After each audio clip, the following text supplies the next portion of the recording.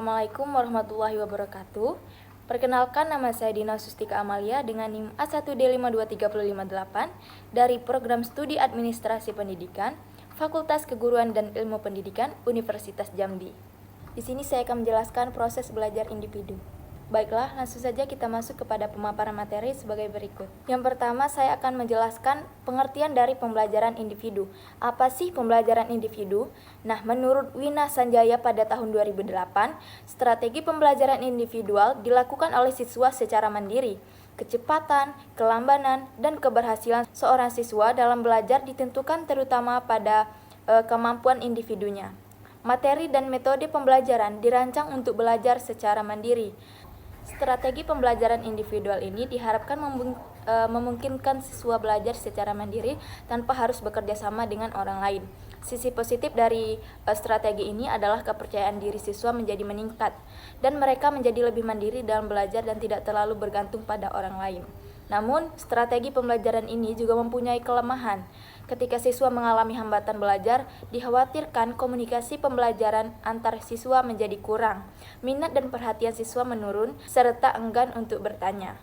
Menurut Sujana, les privat merupakan upaya memberikan kesempatan kepada siswa untuk belajar sesuai dengan kebutuhan, kemampuan, dan kecepatannya, serta mengenali perbedaan individu dalam hal perkembangan intelektual, kemampuan berbahasa, latar belakang pengalaman, gaya belajar, bakat dan minat yang diterima kepribadian.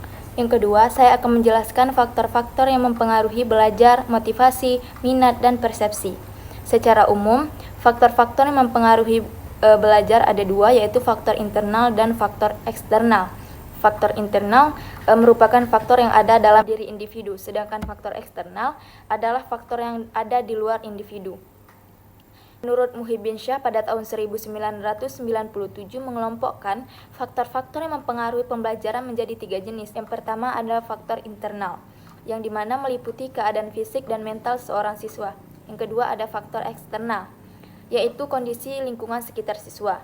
Yang ketiga ada unsur pendekatan pembelajaran, yaitu untuk melakukan kegiatan mempelajari materi pembelajaran, suatu jenis kegiatan belajar siswa yang mencakup strategi dan metode. Ditinjau dari faktor belajar, 3 bentuk dasar pendekatan belajar siswa menurut hasil penelitian BIKS pada tahun 1991, yaitu yang pertama ada pendekatan surface, yaitu kecenderungan belajar siswa karena adanya dorongan dari luar atau ekstrinsik.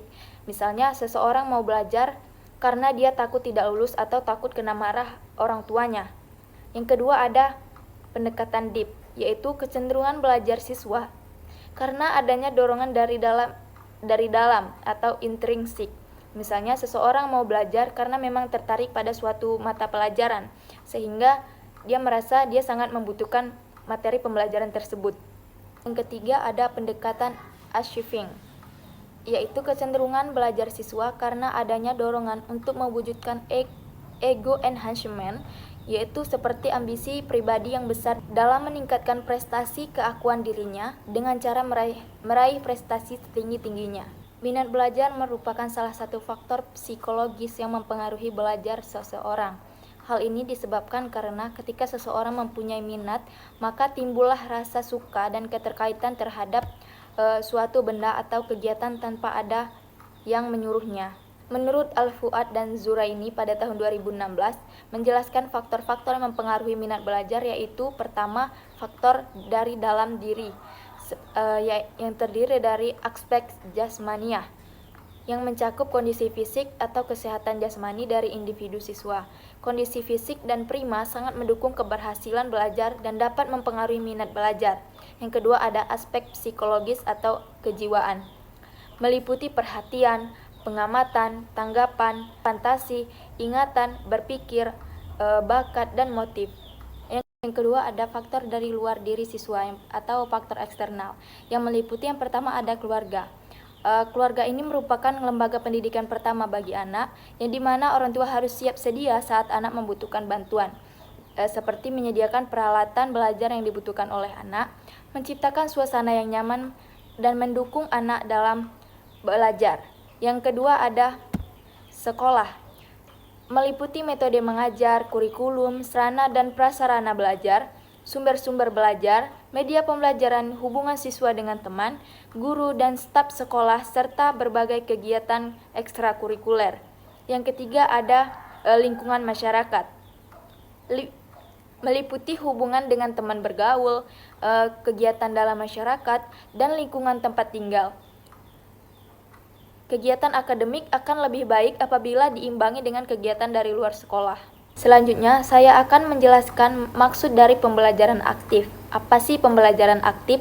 Nah, pembelajaran aktif menurut Jens Jonassen dan Hung pada tahun 2008 mendefinisikan pembelajaran aktif sebagai pembelajaran di mana siswa terlibat dalam mengkonstruksikan pengetahuan, memecahkan masalah, dan membangun pemahaman baru melalui pemikiran langsung, perencanaan, diskusi, dan kreasi dalam kegiatan terlibat proses pembelajaran. Sedangkan menurut Heck pada tahun 1998 menyatakan bahwa pembelajaran aktif adalah pendekatan yang menekankan interaksi siswa dengan materi kelas dan siswa lainnya. Melalui diskusi, eksperimen, dan pemecahan masalah, siswa berpartisipasi aktif dalam membangun pemahaman dan keterampilan. Sejalan dengan hal tersebut, Fritz pada tahun 2004 mendefinisikan pembelajaran aktif sebagai proses pembelajaran di mana siswa menggunakan pengetahuan dan keterampilannya untuk berpikir, berkomunikasi, berkolaborasi, dan beroperasi secara efektif dalam situasi otentik secara langsung merespon tugas dan masalah yang ditentukan. Jadi, dapat disimpulkan bahwa pembelajaran aktif melibatkan partisipasi aktif siswa dalam proses pembelajaran, yang dimana siswa mengembangkan pemahaman, berpikir kritis, berdiskusi, berkolaborasi, dan berperan aktif dalam menerapkan pengetahuan dalam situasi dunia nyata. Pembelajaran aktif juga mendorong siswa untuk menjadi agen aktif dalam pembelajarannya dibandingkan menjadi penerima informasi yang pasif. Nah, selanjutnya saya akan menjelaskan maksud dari pembelajaran konstruktif. Jadi, pembelajaran konstruktif atau melalui alat permainan edukatif merupakan pendekatan pembelajaran yang efektif dalam pendidikan. Pembelajaran konstruktif memberikan kesempatan kepada siswa untuk berpartisipasi aktif dalam mengkonstruksikan pengetahuan dan pemahamannya sendiri. Ada beberapa manfaat penggunaan alat permainan edukatif dan untuk pembelajaran konstruktif. Yang pertama, alat permainan edukatif dapat meningkatkan motivasi dan minat belajar siswa. Dengan menerapkan pendekatan yang menyenangkan dan interaktif, siswa lebih terlibat dalam pembelajaran dan lebih termotivasi untuk memperdalam pemahaman terhadap pelajaran. Yang kedua, alat permainan edukatif dapat mengembangkan kemampuan kognitif siswa.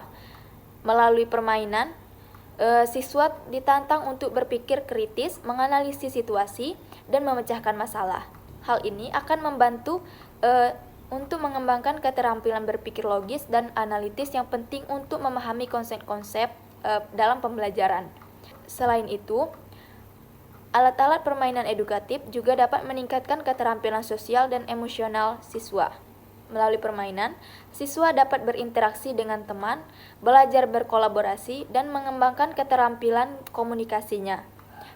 Hal ini juga dapat menumbuhkan empati dan pemahaman terhadap nilai-nilai agama seperti kerjasama, toleransi, dan kasih sayang. Penggunaan teknologi pada alat permainan edukatif juga memberikan manfaat tambahan. Demikianlah video pembelajaran saya. Semoga apa yang telah saya sampaikan dapat bermanfaat bagi teman-teman dan dapat membantu teman-teman untuk terus menjadi pembelajar yang aktif, kritis, kreatif. Teruslah berkembang, berinovasi, dan jangan pernah berhenti belajar. Sampai jumpa di video pembelajaran selanjutnya. Bye-bye. Wassalamualaikum warahmatullahi wabarakatuh.